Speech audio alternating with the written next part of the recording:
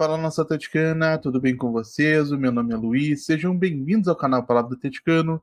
E no vídeo dessa quarta-feira a gente vai falar da goleada do Atlético Paranaense sobre o Raio Zuliano em uma partida pelo Grupo E da Copa Sul-Americana 2024.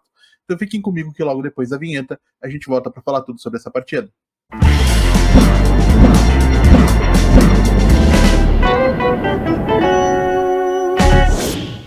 Então vamos lá para falar de Deportivo Raio Zuliano 1, Atlético Paranaense 5, partida que teve início às 19 horas desta quarta-feira, dia 8 de maio de 2024, lá no estádio Brígido Iriarte, na cidade venezuelana de Caracas, e válida pela quarta rodada do Grupo E da Copa Sul-Americana.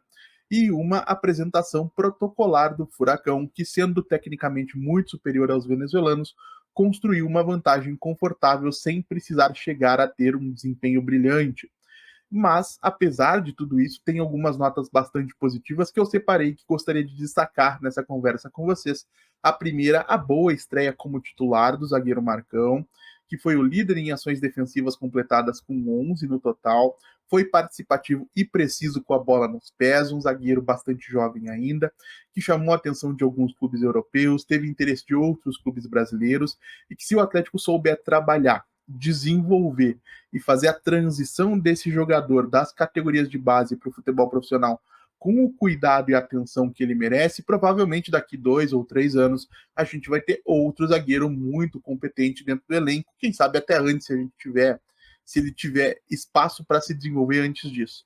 No meio de campo, notas muito positivas para Alex Santana e Christian iniciando as jogadas, todos muito positivos, muito precisos com a bola, índice de acerto acima de 90%, mas quem me chamou a atenção, mesmo tendo sido escalado como zagueiro, foi o Filipinho, que também acertou muitos passes, 94% para ser mais preciso, defensivamente participou muito bem, mesmo não sendo zagueiro de formação, e no finalzinho ainda conseguiu a marcação de um gol, conduzindo e finalizando de média distância, um jogador que se destacou muito na Ponte Preta na última temporada, chegou e impressionou muito a torcida do Atlético Paranaense, ainda sob o comando de João Carlos Osório, e que precisa receber mais oportunidades do técnico Cuca, especialmente na base do meio de campo, foi onde ele se destacou. É um jogador que, pelo dinamismo, pela capacidade que tem de lutar, de recuperar bolas, de participar da saída, conduzindo a bola em direção ao campo de ataque, pode acrescentar muito a equipe, seja sendo um titular, seja sendo um jogador que vai atuar em momentos específicos, mas o Filipinho cada vez mais pede passagem, e é importante que a comissão técnica enxergue isso e garanta a ele os minutos necessários para que ele possa se desenvolver e se tornar o jogador que a torcida imagina que ele pode vir a ser. No meio de campo também a gente teve um Bruno Zapelli, que apesar de não ter tido números brilhantes, deu mostras de muita qualidade técnica controlando a bola, superando ou suportando pressão em espaços reduzidos, e que ainda completou uma assistência no lance em que o Gonzalo Mastriani marca o seu primeiro gol, segundo do Atlético Paranaense na partida, e é um jogador que cada vez mais vai mostrando o seu valor, a sua importância dentro de campo.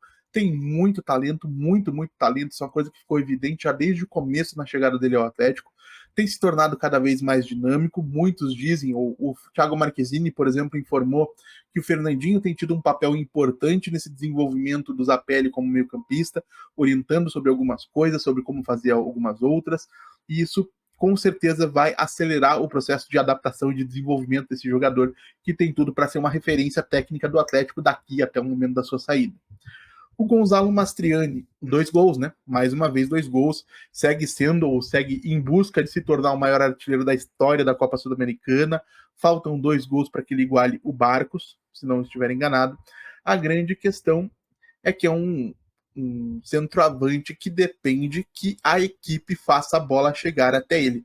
Hoje a gente viu o Gonzalo Mastriani, e para quem teve a oportunidade de acompanhar os últimos jogos do Furacão com o Pablo no comando do ataque, a diferença de comportamento entre eles é muito notória, e aí entra a grande questão. O Cuca, a equipe do Atlético comandada pelo Cuca, não tem produzido chances em grande quantidade para ter dentro da área um centroavante que dependa do coletivo para poder receber a bola e finalizar, e que não participe tanto assim da construção como faz o Pablo. Então o Cuca tem esse enigma, esse mistério, esse quebra-cabeça para solucionar, porque ele vai precisar encontrar, pelo menos na minha visão, isso seria o ideal, uma construção de equipe capaz de abastecer o centroavante para poder ter o luxo de ter no Gonzalo Mastriani um centroavante definidor com muita qualidade, com muita precisão, como ele mostrou hoje nos 2 lances em que a bola chegou até ele, mas que não participa tanto das jogadas. É algo que o Cuca vai precisar solucionar daqui para frente, para que a gente possa ter Gonzalo Mastriani entre os titulares.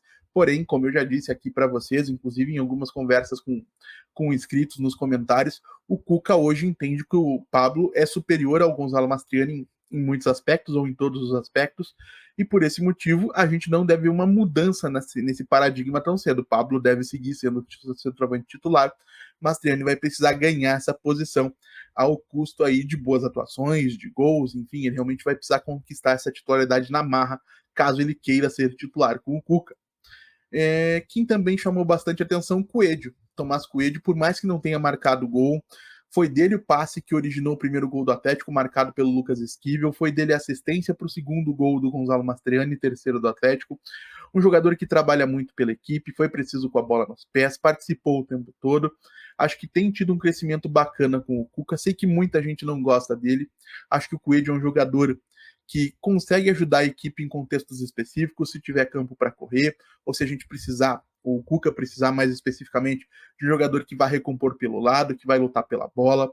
Coelho tem sim as suas utilidades, e por mais que o desgaste com a torcida seja muito grande, se o Cuca conseguir blindar o Coelho dessas críticas, e a ponto de conseguir manter dele um desempenho parecido com o que a gente teve hoje e em alguns outros momentos, é um jogador que serve, tá? Não vou dizer que seja um craque, não vou dizer que tem que ser titular, mas é um jogador que, tê-lo no elenco, acrescenta algo importante ao grupo de jogadores que estão à disposição da comissão técnica. E acho que, por último, achei importantes as entradas do Romeu Benítez e do João Cruz na segunda etapa, que juntamente com o Marcão, que começou jogando, ressaltam, né, destacam o papel da comissão técnica, que precisa ser ativo no processo de transição do futebol de base para o futebol profissional, nos casos do Marcão e do João Cruz, que é muito bom meio-campista, e no processo de adaptação e desenvolvimento de jovens talentos que chegam no mercado sul-americano, como é o caso do Romeu Benítez. Não caiam na narrativa criada e já circulando nas redes sociais de que o Romeu Benítez não serve. Romeu Benítez hoje jogou 45 minutos depois de muito tempo sem atuar, depois, com o Atlético já tendo construído uma vantagem confortável, tendo diminuído o ritmo do jogo. Então, um jogador que precisa ter sequência, precisa ter minutos, precisa ter confiança para poder passar por esse processo de adaptação ao futebol brasileiro. E aí, quem sabe, se tornar o jogador que a torcida espera que ele seja, que o Atlético esperava que ele seja, assim como ele interessava ao River Plate, que é um clube com os melhores departamentos de scout da América do Sul, e a alguns clubes do continente europeu, que também são famosos pelo seu trabalho de garimpo de talento, garimpo e desenvolvimento de talentos em outros mercados, como é o caso, salvo engano, do Sporting de Lisboa, que também tinha interesse no Romeu Benítez. Então, um jogador que não pode ser descartado, um jogador que precisa de confiança e de carinho da comissão técnica, de atenção nesse processo de desenvolvimento. O Atlético se pretende um clube formador, isso foi dito mais de uma vez pelo Petralha. O mercado sul-americano tem um papel relevantíssimo nesse contexto, e isso vai passar muito por um comando técnico mais coerente e mais preocupado em facilitar o processo de desenvolvimento desses jovens talentos. Então o Cuca precisa realmente dar um pouco mais de atenção para esses garotos, e especialmente nessas oportunidades, como a gente viu hoje, de um Atlético que venceria ao natural, como acabou vencendo. E então é isso, gente. Eu agradeço pela audiência e pela paciência de vocês. Quero saber a opinião de vocês sobre essa partida. Deixem aí nos comentários. Como sempre digo aqui, eu leio todos e respondo todos. E se você está chegando agora, vou pedir que você deixe o seu like, se inscreva no canal, compartilhe o conteúdo em redes sociais. A gente volta a falar de Atlético Paranaense amanhã aqui no canal Palavra do Atleticano. Muito obrigado mais uma vez pela atenção de todos e até a próxima.